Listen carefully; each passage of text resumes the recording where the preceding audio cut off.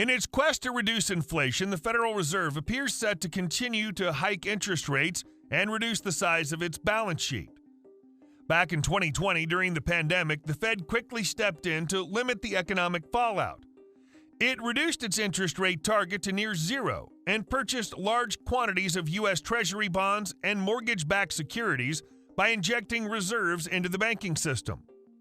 As a result of these purchases, the size of the Fed's balance sheet more than doubled from about $4 trillion prior to the pandemic to nearly $9 trillion at the start of 2022.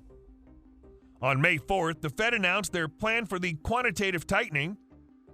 During the recent FOMC meeting, Fed Chairman Jerome Powell said the quantitative tightening will ramp up and will remove $95 billion per month starting from September.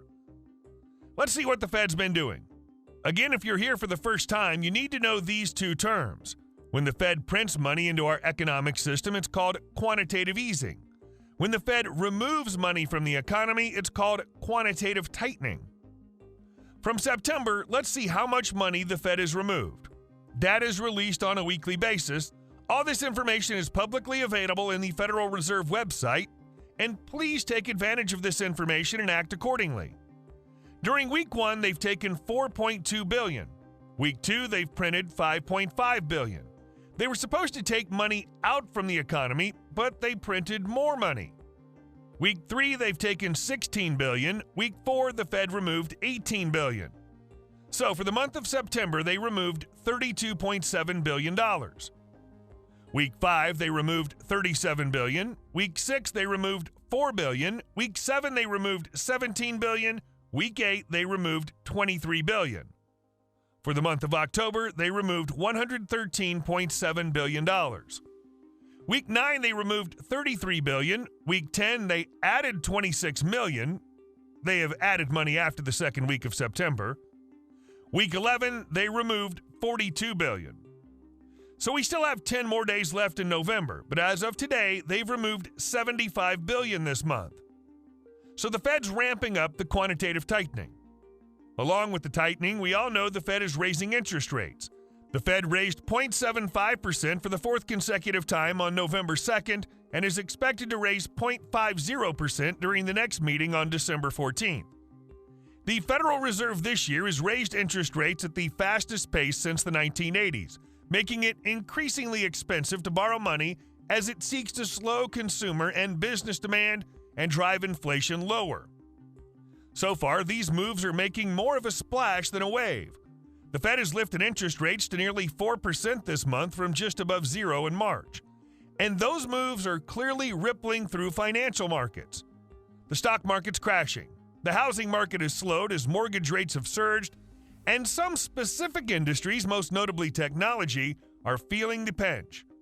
But other parts of the economy, including consumer spending and the labor market, have proved surprisingly resilient to the central bank's interest rate changes. Along with this, as I mentioned in one of the previous videos, follow the monthly CPI data as well, because the Fed will tighten based on the monthly CPI reports, as Jerome Powell said his target inflation rate is 2%. The CPI report for the month of October is 7.8%, which is very far from the 2% target rate. You might have heard a few people say, "Don't fight the Fed." It's because there is a relation between the stock market and money printing. As I showed you in one of my previous videos, here's the chart between the two. The blue one is the stock market graph and the gold one is the money printing. You'll see there's a correlation between the two. The Fed prints money, the stock market performs. And when the Fed takes money, it does the opposite. That's why they say don't fight the Fed. Just look at 2020, how the stock market performed. S&P skyrocketed. It's because the Fed printed record amounts of money. But the good news is the Fed cannot continue to ramp up the quantitative tightening forever, and eventually they'll stop and do the quantitative easing. UBS says the quantitative tightening will stop around June 2023. The Fed will definitely pivot sometime next year, and that'll skyrocket the stock market, crypto market, overall economy in general. Economists are closely watching for any sign that those areas of economic strength are beginning to crack. Some are warning that the slowdown is coming, but will simply take time to fully play out, because the interest rate moves already enacted will take months or years to have their entire effect. I'll make a detailed video on Fed Pivot in the next few days, and please watch out for the video. Please subscribe. Thanks for watching. Until next time.